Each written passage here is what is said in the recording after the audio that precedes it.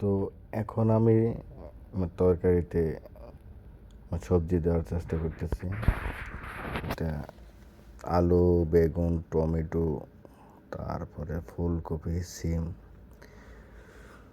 তো জানি না কতটুকুন সফলতা এবং কি কতটুকুন মজা হবে।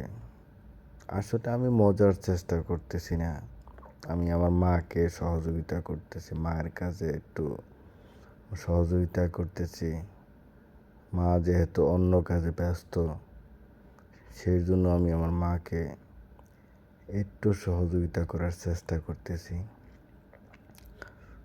তো আসলে মানে লাকড়ির চুলায় আপনারা যে জিনিসই রান্না করেন না কেন অবশ্যই ভালো হবেই। মানে গ্যাসের চুলার থেকে মানে লাকড়ির চুলার রান্নাগুলা অনেক ভালো হয়, ঠিক আছে। মশলা কম হলেও মানে মানে লাকড়ির চুলার টেস্টই আলাদা।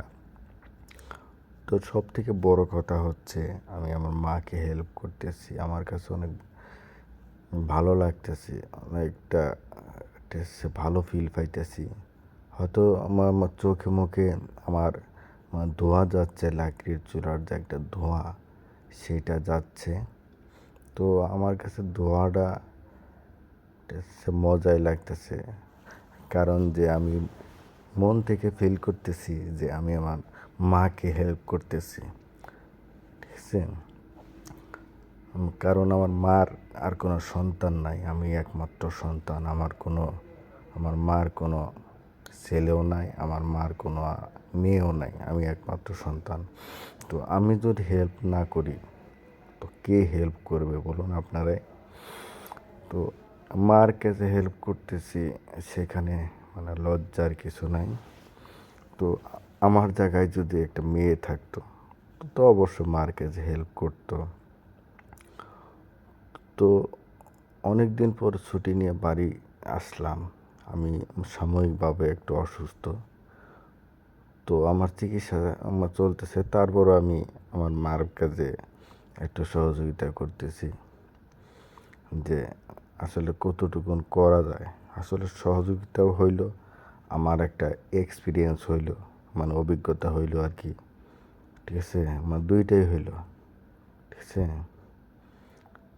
তো আসলে রান্না বিষয়ে আমার জিনিসটা আসলে গ্রামের বাড়িতে যে রান্নাগুলো হয়, আসলে গ্রামের মহিলারা একটু কষ্ট বেশিই করে। কারণ গ্যাসের চুলা রান্না হচ্ছে, এটা হচ্ছে বাবুগিরি রান্না। এই যে সুইচ একটা চাবি দিলাম আর আগুন চললো। আসলে লাকড়ির চুলায় কিন্তু এইটা না, এখানে আগুন ধরাইতে আসলে 2-4 মিনিট সময় লাগে। আবার গ্যাসের চুলার একটা পরিমাণ আছে, আপনার চাবি যেটুকুন দিবেন ওইটুকুনই জ্বলবো, কিন্তু লাকড়ির চুলায় কিন্তু পরিমাণ নাই। ওটা লাকড়ি দিলে মানে ধাউ ধাউ করে জ্বলবো, আবার লাকড়ি কমা দিলে একবারে অফ হয়ে যায়। তো আমি আসলে মানে রান্না করা বলতে ডিম ভাজি, ডাউল, এই আর কি রান্না করতে পারি। তো আজকে চেষ্টা করলাম যে না আসলে দেখি তরকারি রান্না করতে পারি কি না। তো সেই সুবাদে আমি আমার তরকারি রান্নার আমার চেষ্টা করতেছি। আমার জানি না কতটুকুন পারবো।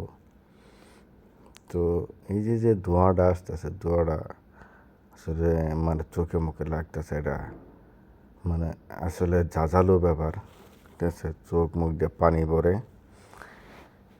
তো সব কষ্টকে উপেক্ষা করে আমার অনেকটা ভালো লাগতেছে যে আমি আবারও মায়ের কাজে হেল্প করতেছি।